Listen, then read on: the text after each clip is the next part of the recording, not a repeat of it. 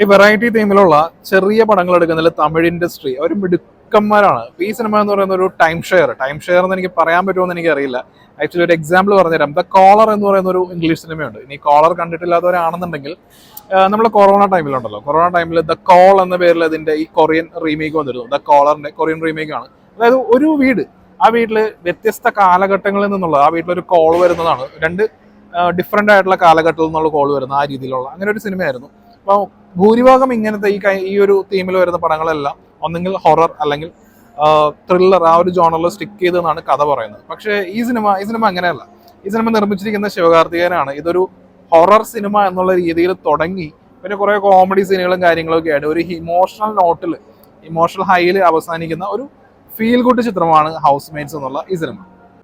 പിന്നെ ഈ സിനിമയുടെ കഥ വളരെ സിമ്പിൾ ആണ്. അതായത് സ്വന്തമായിട്ട് ഒരു വീടുണ്ടെങ്കിൽ മാത്രമാണ് ഇഷ്ടപ്പെട്ട പെണ്ണിനെ സ്വന്തമാക്കാൻ കഴിയുമെന്നുള്ള നായകന്റെ മുമ്പിൽ നിൽക്കുന്ന ഒരു പ്രശ്നം.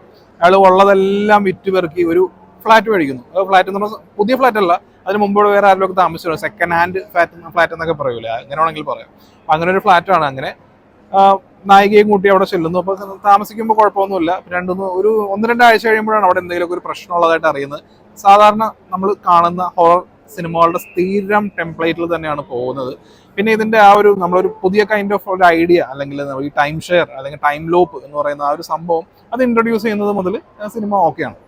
ഇപ്പൊ ഞാൻ പറഞ്ഞല്ലോ, സ്ഥിരം ടെംപ്ലേറ്റിലുള്ള ഹൊറർ സിനിമകളിലൊക്കെ പോലെ തന്നെ ഇങ്ങനെ ലൈറ്റ്സ് ഓൺ ആവുന്നു, ഓഫ് ആവുന്നു, കസേര അവിടേക്ക് പോകുന്നു, ആ രീതിയിൽ കുറെ മടുപ്പിക്കുന്ന കുറെ സീനുകളൊക്കെയാണ് തുടക്കത്തിൽ ഒരു 25 മിനിറ്റോളമൊക്കെ നമുക്ക് ഉണ്ടാവുന്നത്.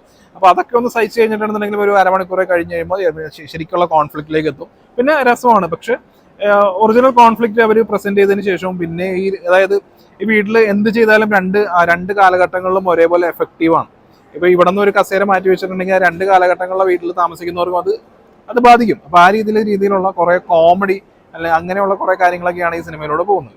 അപ്പൊ അങ്ങനെ കാണിക്കുന്ന കോമഡി ആയിട്ടും പിന്നെ ഡ്രാമയായിട്ടും കുറച്ച് സീരിയസ് സീനുകളും കാണിക്കുന്നുണ്ട്. അപ്പൊ ഈ കോമഡി സീനുകളിലാണെങ്കിലും ഈ സീരിയസ് സീനുകളാണെങ്കിലും ചിലത് വർക്കാവുന്നുണ്ട്, ചിലത് മിസ്സായി പോകുന്നുണ്ട്. ആ രീതിയിൽ തന്നെയാണ് ഇതിന്റെ നരേഷൻ പോകുന്നത്.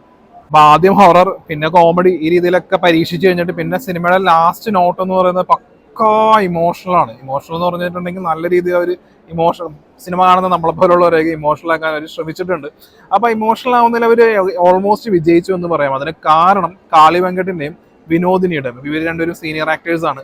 ഇവരുടെ ആ ഒരു ഇതിനകത്താണ് ഇമോഷണൽ ആ ഒരു രീതിയിലേക്ക് വരുന്നത്. അപ്പോൾ ഇവരുടെ ഈ പെർഫോമൻസ് ഇപ്പോൾ നല്ല സ്ട്രോങ് പെർഫോമൻസ് ആയതുകൊണ്ട് തന്നെ ഈ ഇമോഷണൽ സംഭവങ്ങളിൽ ഒക്കെ ആയിട്ടുണ്ടെന്ന് തന്നെ പറയാം. നമ്മുടെ നായകൻ ദർശനാണെങ്കിലും പിന്നെ ആർഷ ബൈജുയുടെ ആദ്യത്തെ പടമെന്ന് തോന്നുന്നു, ആർഷ ബൈജു ആണെങ്കിലും ഇവര് ബാക്കിയുള്ള സീനുകളിലൊക്കെ ഓക്കെയാണ്, കോമഡി ആണെങ്കിലും ഒക്കെ ഓക്കെ എന്ന് തന്നെ പറയാം. പക്ഷെ ഇമോഷണൽ സൈഡ് വരുമ്പോൾ ഇവർക്ക് നല്ല രീതിയിൽ അത് സ്ക്രീനിൽ കൊണ്ടുവരാൻ പറ്റിയിട്ടില്ല. ആ ഒരു കുറവാണ് സീനിയർ ആക്ടേഴ്സ് ആയിട്ടുള്ള കാളി വെങ്കട്ടും വിനോദിനിയും തീർക്കുന്നത്. അപ്പൊ മൊത്തത്തിൽ പറയുകയാണെന്നുണ്ടെങ്കിൽ ഒരു ഹൊറർ സിനിമ എന്നുള്ള രീതിയിലൊക്കെ തുടങ്ങും, പിന്നെ കോമഡി ആ രീതിയിലാണ്, പിന്നെ ഇൻട്രസ്റ്റിംഗ് ആയിട്ടുള്ള പ്ലോട്ടാണ് ഇന്റർവെല്ലിൽ റിവീൽ ആവുന്നത്. അത് കഴിഞ്ഞിട്ട് പിന്നീട് കോമഡി, പിന്നെ കുറച്ച് സീരിയസ് ആയിട്ടുള്ള കുറച്ച് കാര്യങ്ങളൊക്കെ ഉണ്ട്.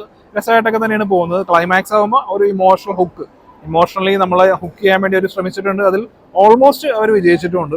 അപ്പോൾ ഇങ്ങനെയുള്ള സിനിമകൾ, ഈ വ്യത്യസ്തമായിട്ടുള്ള വെറൈറ്റി ജോണറിലുള്ള സിനിമകളൊക്കെ എല്ലായ്പ്പോഴും വരുന്നതല്ല. അപ്പൊ അങ്ങനെ നോക്കുകയാണെന്നുണ്ടെങ്കിൽ ഇതൊരു നല്ല ശ്രമമാണ്, ഒരിക്കലും ഒരു മോശം ചിത്രമല്ല, എന്നാൽ ഗംഭീരമായിട്ടുള്ള പടം എന്നുള്ളതിൽ നിന്ന് അങ്ങനെയും പറയാൻ പറ്റില്ല. പക്ഷെ ഇവർ ട്രൈ ചെയ്തതിൽ ഒരു ഓൾമോസ്റ്റ് വിജയിച്ചിട്ടുണ്ട്.